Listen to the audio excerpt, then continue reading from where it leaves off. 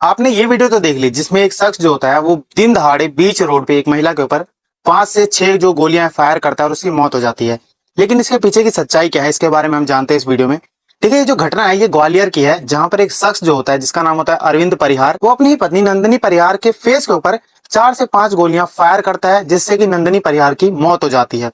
अब ये जो केस है, अगर आप सुनेंगे तो आपको यही लगेगा कि शायद इसके पीछे धोखे का रीजन हो या फिर कुछ और हो, और है भी कुछ ऐसा ही।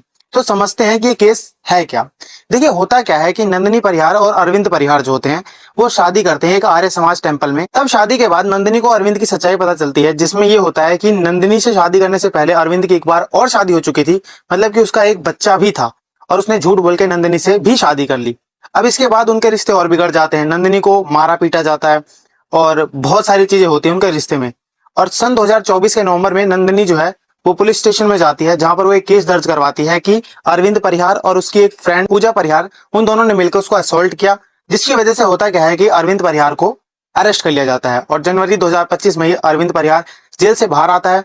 फिर उसके बाद ये दोनों फिर से साथ में रहने लगते हैं, क्योंकि इन दोनों की थोड़ी बहुत आपसी सहमति हो जाती है उस समय पर। उसके बाद कुछ दिन साथ रहने के बाद अरविंद परिहार फिर से नंदिनी को मारना पीटना चालू कर देता है, उसको असॉल्ट करने लगता है। और यही नहीं, नंदिनी परिहार की एआई जनरेटेड पोर्नोग्राफिक वीडियोस जो होती हैं, फोटोज जो होती हैं, वो क्रिएट करके उसको ब्लैकमेल करने लगते हैं, उसे डराने लगते हैं। अब होता क्या है कि सितंबर 9 2025 को ही नंदिनी परिहार जो है वो घर से निकलती है, एसपी के ऑफिस में जाती है और वहां पर कंप्लेंट दर्ज करवाती है कि अरविंद परिहार जो है वो उनका असॉल्ट कर रहा है, मारता पीटता है और बहुत बुरा हाल कर रखा है उनका। और बस यही चीज जो होती है अरविंद को ट्रिगर कर देती है, और वो क्या करता है कि दिन दहाड़े गन लेकर जाता है और नंदिनी के फेस के ऊपर 4 से 5 जो है बुलेट्स फायर करता है, जिससे नंदिनी की मौत हो जाती है। उसके बाद जो पुलिस वाले हैं जब अरविंद को अरेस्ट करने आते हैं, तब उसके बाद अरविंद जो है वो गन लिए रहता है और लोडेड रहती है वो।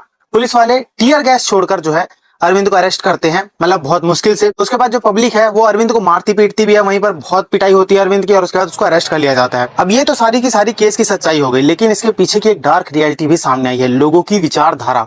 होता क्या है कि सोशल मीडिया पे जो वीडियो है प्रॉपर तरीके से वायरल की जाती है, जिसमें जो अरविंद है वो गोलियां चला रहा है। ये जो वीडियो है वायरल होती है, उसके बाद ही लोग जो है क्या करते हैं कि थोड़ा बहुत मसाला ऐड करते हैं, जिसमें ऊपर लिख दिया जाता है कि लड़की ने धोखा दिया था इसलिए मार दिया गया।